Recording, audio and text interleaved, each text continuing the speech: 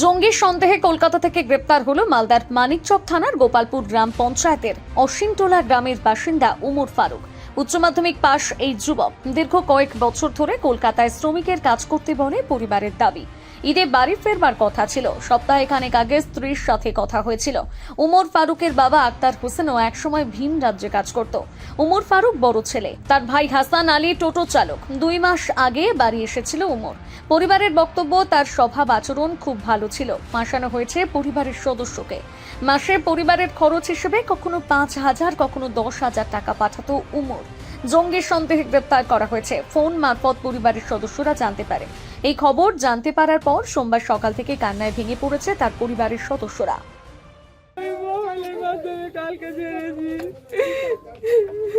তারপর কোনো কথা হয়েছে স্বামীর সাথে?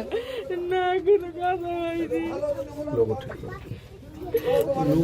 কেন কেন ধরলো, কি শুনেছেন? শুনেছি নাকি আতঙ্কবাদী কেস দিয়েছে, আমি জানি না কেন ধরেছে না ধরেছে। আপনার সঙ্গে তো থাকতেন, আপনার বাড়িতে আসতেন, আপনার সঙ্গে কোন গল্প করেছে? না, কোনোদিন কিছু গল্প করেনি। কি কি বলেছিল আপনাকে? মানে আপনার সঙ্গে শেষবার কি কথা হয়েছে? আমার সাথে বললো যে আমি বাড়ি আসছি রোজাতে। রোববার কথা হয়েছে, আমাকে বললো যে আমি বাড়ি আসছি। স্বভাবে কোনো পরিবর্তন দেখেছেন? না, আমি কিছু পরিবর্তন দেখিনি।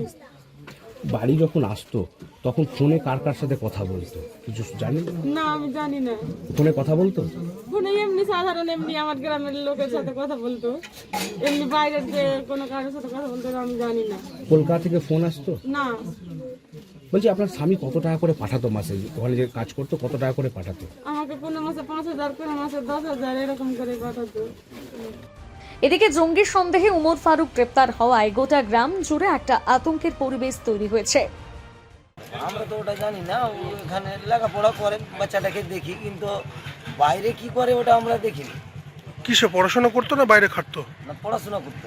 কিসে পড়তো? কোন ক্লাসে পড়তো? আমি উচ্চ মাধ্যমিক দেখেছি, তারপরে আমাদের সঙ্গে তার ওরকম ই নাই। শিক্ষিত ছিল? হ্যাঁ, শিক্ষিত ছিল। ও কালকে যেরকম মোবাইলে দেখলাম কিংবা আমি এখানে শুনেছি, হ্যাঁ। তো মোবাইলে খবর দিয়েছে যে একটা জঙ্গি হিসাবে কথা বলছে। আচ্ছা।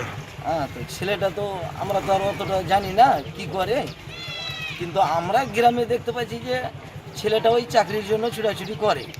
বাংলাদেশের সাথে বলে যুক্ত ছিল না কি ছিল, তার জন্য মানে একটা একটা ভয় একটা হয়েছে। কেমন ছিল এই উমর ফারুক?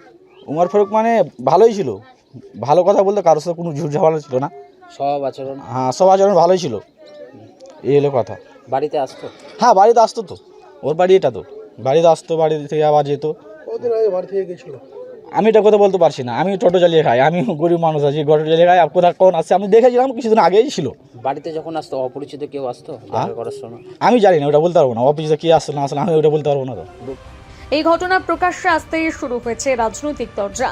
এই বিষয়ে বিজেপি নেতা গৌরচন্দ্র মণ্ডল জানান, একটা ওমর ফারুক নাই, এই পশ্চিম বাংলায় হাজার হাজার ওমর ফারুক আছে। আর এর কারিগর মিথ্যাশ্রী মাননীয় মুখ্যমন্ত্রী দায়ী আছে। উনি তো বলেন যে বাংলার পরিযায়ী শ্রমিকের বাংলা তকমা দিয়ে বা সংখ্যালঘু তকমা দিয়ে বিজেপি শাসিত রাজ্যে তাদেরকে মারধর করা হয়, বিভিন্ন রকম হেনস্থা করা হয়। এর কিন্তু আজকে ওর বাংলাটা কি তৈরি হচ্ছে? এর জন্য দায়ী মুখ্যমন্ত্রী।